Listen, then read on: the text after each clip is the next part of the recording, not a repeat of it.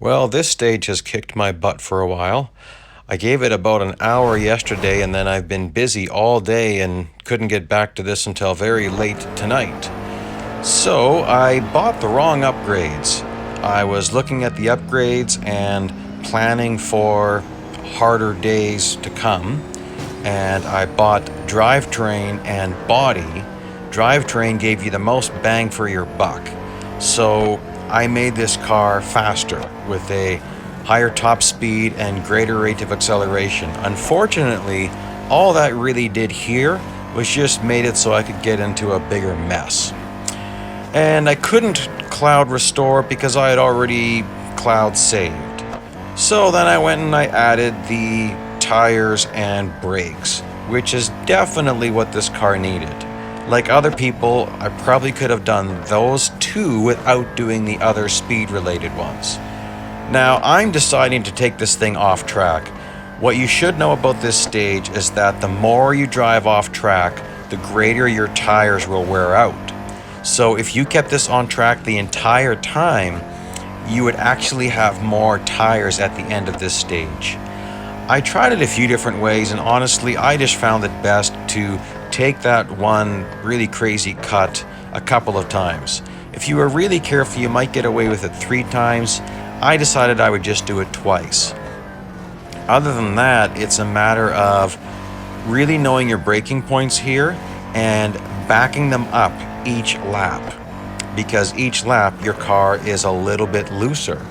So that's kind of the trick, is just back up the braking points. And I went through my braking points in one of my earlier videos for day 5. So with 1.6 on the clock, on my off-track clock, I can do this again and just got to take it clean.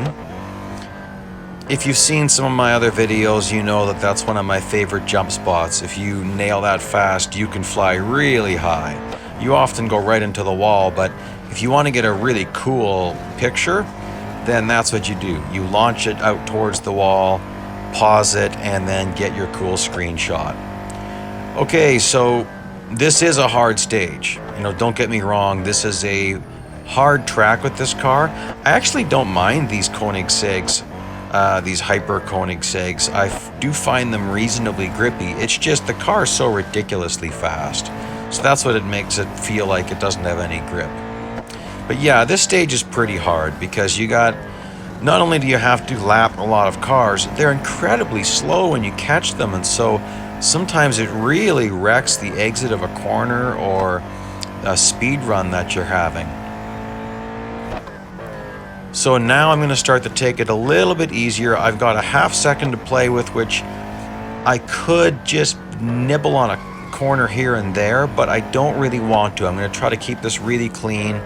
I know that this very last turn here is incredibly important because you have such a long speed run after this. So if I give up a 10th or 2 there, that's a decent place to spend it.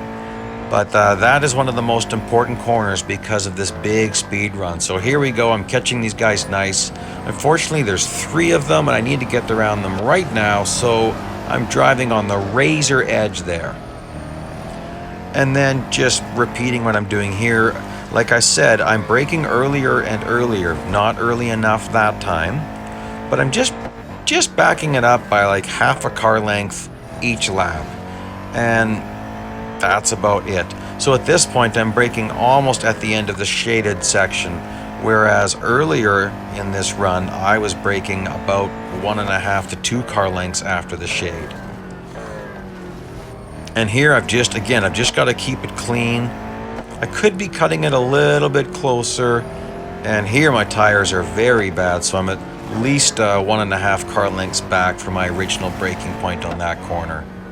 On the exit of this corner, pay attention to the dark green line there, right there, that my right tires were on.